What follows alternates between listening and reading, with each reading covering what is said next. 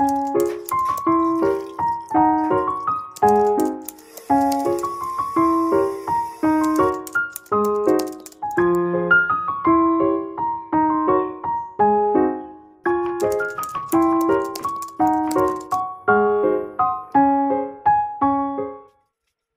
္ဂလာပါရှင်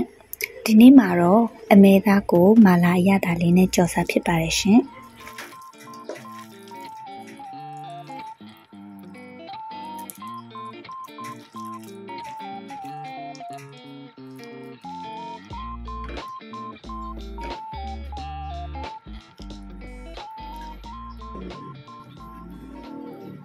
အမေသားကိုအချောင်းချောင်းလေးလှီထားပြီးတော့စားအရသာမုတ်စနွင်မာလာအရသာမုတ်အယောင်တင်မုတ်နဲ့စီလေးနည်းနည်းထည့်ပြီးတော့နေထားတာလေးဖြစ်ပါတယ်ပြီးတော့လို့ရှိရင်တော့24နာရီ fridge ထဲမှာထည့်ပြီးတော့နှက်ထားပါမယ်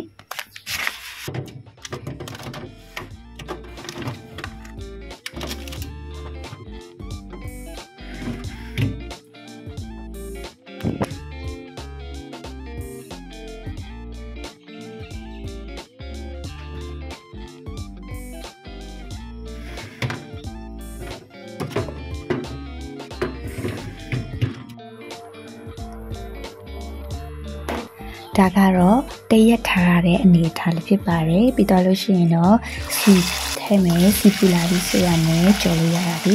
ဆိုတော့မီးအေးလေးနဲ့ကြော်ရပါမယ်ဆိုတော့အဲကတော့hot plate နဲ့ဆိုရင် number 3ပေါ့နော်ဆိုအပူချိန်800ကနေ1000ကြားထဲမှာအဲ့ဒါအတူရှော့လုပ်ပြီးတော့ကြော်တာဖြစ်ပါတယ်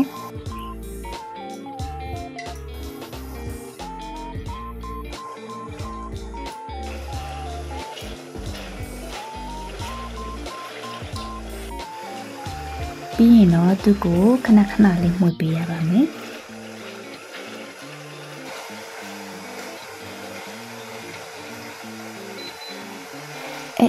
ကတော့အခုကြော်ပြီးတော့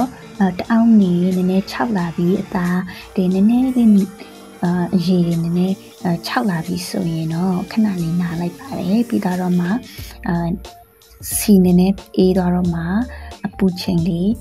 နည်းနည်းလေးနဲ့ပြန်ပြီးတော့ကြော်တာပါ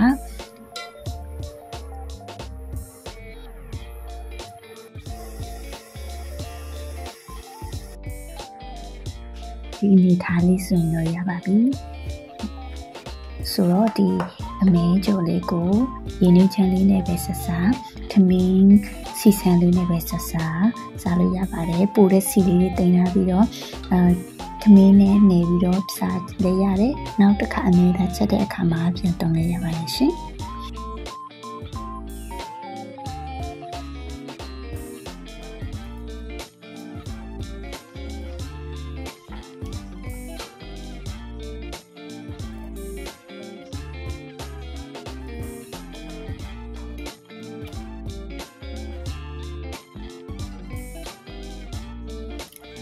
ကတော့ကျွတ်တာကြိုက်လို့အဲ့ဒီအနေထားလေးမှာရက်လိုက်တာပါတကယ်လို့ကိုကကျွတ်တာမကြိုက်ဘူးဆိုရင်တော့ကိုကြိုက်တဲ့အနေထားလေးမှာရက်ထားလို့ရပါတယ်ရှင်